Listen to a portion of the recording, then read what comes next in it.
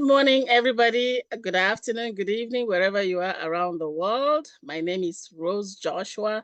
Welcome to Family and Finance, where we bring you information that will help you in making financial decisions. Today, I have with me a very, very distinguished guest. I've been thinking about, him for a long time, and he and I have done business together. And I've known Joseph now, Joseph, maybe 5 years I've known you. And he is a real estate guru, Mr. Joseph Guziak, a real estate broker in Alberta. Joseph, welcome to our show. Hey, thanks, Dr. Rose. It's awesome having just even having this conversation and chatting with you always. It's good seeing you around the office. Guru, that's funny. I guess the last name starts with the same first two letters, but I like to think of it more of a guy that was born in Edmonton, and my family came here from another country, and I got to grow up, and I got to learn about the Edmonton market, literally living here. Yeah. Yeah. So you are an Edmonton, so you know Edmonton at the back of your hand. Basically, yeah, both of them. Both hands, yes. Yeah, and I know you are also like big on Instagram. So for my listeners, I'm just gonna share your Instagram right away now. And then there's a lot there. There's a lot. So Instagram is Real Estate Hybrid System. You have 3,501 followers. That's a lot of followers. And you have 1,260. Yeah. That's big. That's big. 1,265 posts. And actually your Instagram tells the entire story about your passion for real estate. I like that one. My wife's computer desk, Edmonton, and all the skills that we do.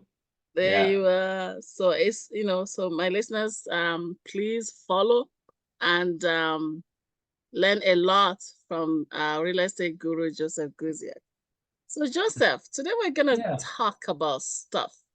But before we do that, I know I already shared your Instagram page, but tell us a bit more about yourself. Who is Joseph?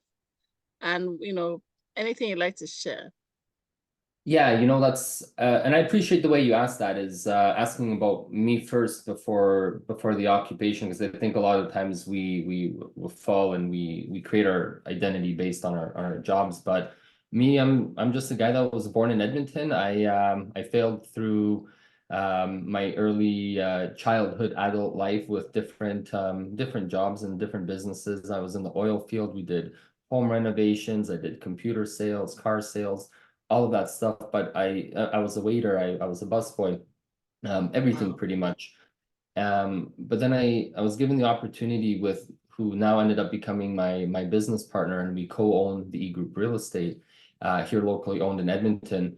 And he said, people like you need to expand and essentially become better and become more useful. And we were on a boat in Vietnam at that point. We were traveling Asia. There was a group of us, and I remember that.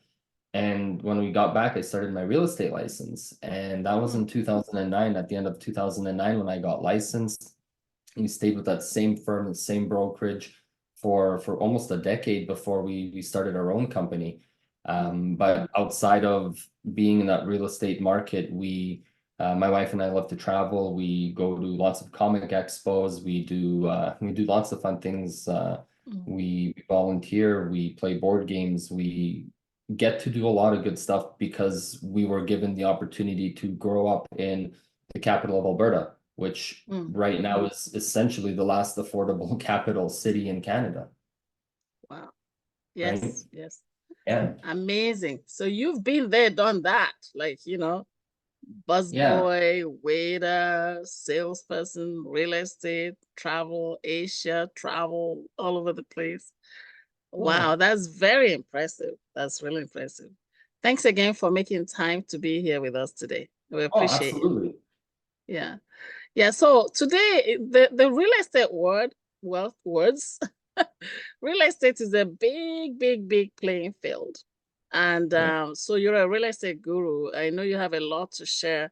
I'm not sure we can, of course, we cannot even touch the tip of the iceberg in one recording. So we'll see what we No. can do in, one or two recordings of this. But let's start with your familiar ground in Edmonton here. Mhm. Um, the Edmonton market, you mentioned it just right now that it is the second most affordable city. Is that correct? You just said Well, that. I was saying it's basically the one of the last affordable capital cities in Canada. When you look at all of the capitals, I mean, what's the average home in Vancouver? 800,000 is barely getting you anything. Yeah, Ontario, 800,000. 800,000 for an apartment. Yeah, one Yeah, bedrooms, maybe two if you're lucky. And here you're getting meant for 800,000. We have fully loaded, decked out homes in one of the nicest neighborhoods in Edmonton, and like 3,000 square feet. So people are coming and seeing that opportunity here, and yeah. yeah, yeah, So the Edmonton market is exploding. It has been exploding actually for the past 5 years or so, right? it has. People Yeah. coming in from BC, from Ontario, and paying cash down. I know a few people who came in from Ontario, sold their house for $1.5 million, came here, bought one house cash down for themselves, bought a couple of townhouses cash down for investment. And that's This has freedom. been Boom. that's so tell me, when is the best time to buy? Like a lot of people are looking at Edmonton and they say the market is going this way, the market is going that way. Tell us about the market now. Let's start from there. Is it the buyer's market? Is it the seller's market? What's the market doing right now in Edmonton? Well, I can definitely tell you the best time to buy a home is not later. Unfortunately, we don't have, I'm pretty good at what we do. Time travel is not a skill I have yet perfected. Yes. Started, but not perfected, but yet we can go back in time and buy the homes. Me personally, I saw real estate as, yeah, it's nice to have a couple investment properties. We had our first home. We bought it in, I believe it was 2015 or so, Mhm. 2016, and we were happy living there. We had a basement suite. My mom was living down there, and everything was good. And I never really intended to have real estate properties. I just kind of enjoyed building the real estate brokerage, building the team that way, and having my own, paying it down and using investments. I was kind of worried and actually skeptical about having tenants and things like that. But when I started seeing the inevitable rise of pricing, we purchased a home, a brand new construction. Yeah. It was supposed to take 9 to 11 months. It took over a year and a half to do. In that meantime, interest rates doubled. Yeah. We had moved into this home mid of last year. It's not even been a year now, and we take possession of our third home in 24 days. And Wow. the reason we did that was because you just see it. You see it everywhere. You see rental prices climbing. It doesn't matter what the market's going to do in terms of up or down. When is it a better time to buy or not? If you just focus on what's happening with rental prices and the Mhm. housing crisis around that, it's very easy to see what's going to happen with home prices in Edmonton. So the answer would Wow. be the sooner you can, really. Yeah. So you've purchased three homes in Total the so far, past 5 homes. 1 year. So technically, the construction started building of the one home. I want to say in late 2021 in November was when we finalized conditions. It was Mhm. supposed to be built in 2022 November.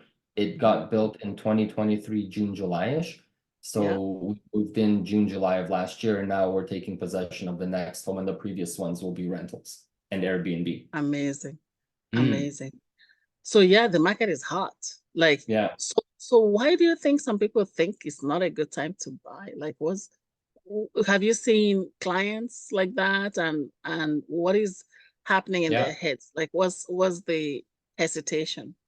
Yeah, one thing I'm going to go back and actually give you a backup plug. So it's something that people should talk to you about. How I was able to do the homes was I focused on a lot of the strategies that you guys and gals teach there. Hmm. Using equity through my home to buy the second, third, using rental strategies. So I learned that with you guys. But the hesitation in the marketplace is always going to be the hesitation in the marketplace, right? I think a lot of people are talking negative news of market crash and interest rates. Well, I'm gonna wait till the market prices go down. So what they're not realizing is the biggest thing when it comes to Canada is, yes, it's heavy in oil production, but it's heavy in construction in terms of commercial and residential. So if they're hoping for house prices to come down, they're essentially hoping that the Canadian economy comes down, which would not be good Right. for anyone. Which is not happening. Yeah. So if you think about it logically, if you're hoping for the prices to fall, and I'm not personally willing to give up $80,000 or $100,000 equity in my homes. I don't know very many people that are. And if the Canadian economy is based on construction and home sales and all of that, which, by the way, that's why the government keeps focusing on that 10% incentive that they got rid of recently, was on new home construction, the 30-year mortgage on new home construction, because of that beautiful GST that they get that they don't get on resale, right? So the people that are worried and not going is unfortunately the people that are just never going to go in the marketplace to begin with. And it's just, I think, in my opinion, an excuse for them not to buy a home versus a reason and for them to find a way to buy a home, right? That's just what it comes down to. Yeah. So listeners, you're hearing from Joseph Guziak, real estate enthusiast, real estate broker, licensed in Alberta, and talking real estate in Alberta right now. So if you live in Alberta, actually Joseph is talking about all of Canada, because anywhere you are, the time to buy a home is right now. Don't wait till tomorrow, because nobody knows tomorrow, right? So Joseph, people are worried about the interest rates. You mentioned that. There are people who say, oh, it's not just about the house price of houses, but it's also about the interest rate.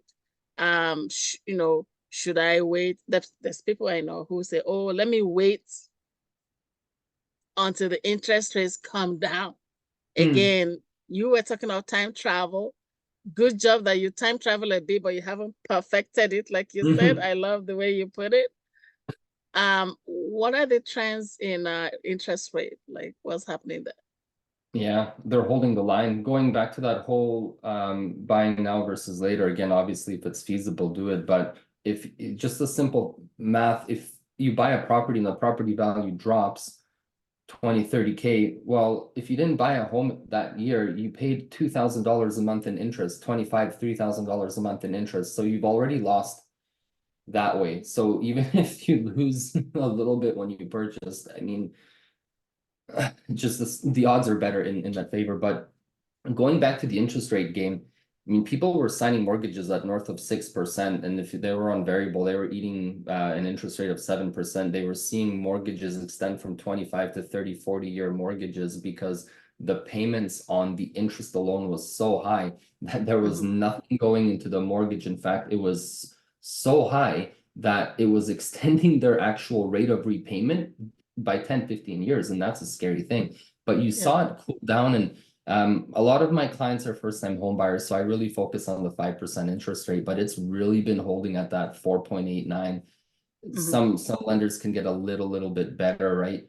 But it hasn't dropped a lot. And here's the secret I'm gonna let everybody else in. You're not the only one waiting for that interest rate to drop. So you're all waiting for that interest rate to drop, and you're all in the masses, by the way. What do you think is going to happen when that interest rate drops? Do you think you're going to be the only one in line at that sale? There's stampede. Oh, I'm going to be recording my TikTok videos like this, eating in my car again, just waiting in line as all the realtors are showing up. Like it's. And in the meantime, you're paying $2 to $3 grand a month in rent. Right? I'm laughing so hard. I'm surprised that you are not laughing, but I guess because you're the one saying it. I'm just so immersed in it. I look at how much, like, again, we own the real estate brokerage, right? So I see every single deal that's coming in, and I see BC, I see Ontario. The person, we went over list price on a condo of all places in Southeast Edmonton, and it was listed last year, didn't sell. This year we priced it 10K higher, and it got over list price. Buyers from BC, never seen it on a Zoom call like this. Agents asking me how to access the rooftop patio in between, like, her showing the client on a camera, and done. Conditions waived last night.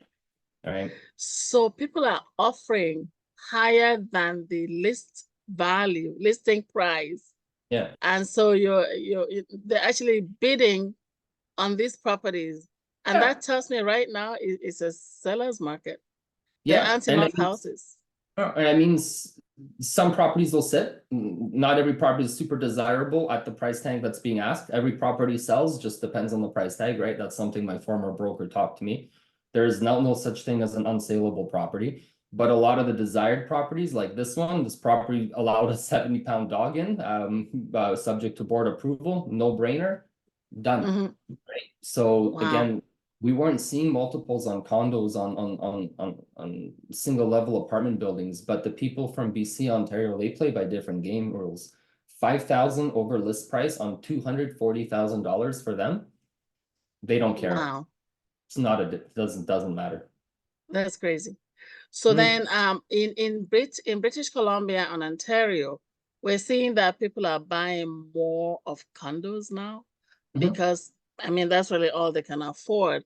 Yeah. Do you see that happening anytime soon in Edmonton? We're already starting to see it. We had a huge influx of people coming over here from overseas. A lot of the people coming over only needed a 6-month bank account and 3 months on a job, and they were able to pick up all of these 150 to 250, $300,000 properties. I saw personal volume through my brokerage with all of that, right? New to Canada program eating everything up. And so that forced people then to either go in a lower bracket, but generally in a higher bracket. So then now that injection of new people coming from outside of Canada, from out of province, and even from Calgary is causing that spike. The downtown condos, we're not seeing it too much. Like downtown Edmonton is kind of a different, it's different than I find most other capital cities. But when we're kind of just outside, then we're really seeing that expansion, that lower inventory price, and the investors are coming sniping everything up. Right. I had a client just 3 condos, 2 condos on the same night, one about 2 weeks prior. It was a townhome. They bought them all cash, like physical. They had the cash in the down. account, Yes. selling from BC, sold the property in BC, boom, 1, 2, 3. Those other buyers, no chance. Yeah, gives those who are actually really looking for a place to live no chance. It's So, hard. guys in Edmonton, take a look, do not delay. The properties are flying off, the hook, everything is going out the window. So basically get yourself something now, because number one, with all the investors coming in, that reduces the number of properties on the ground. Number two, that actually shoots up the prices of those remaining.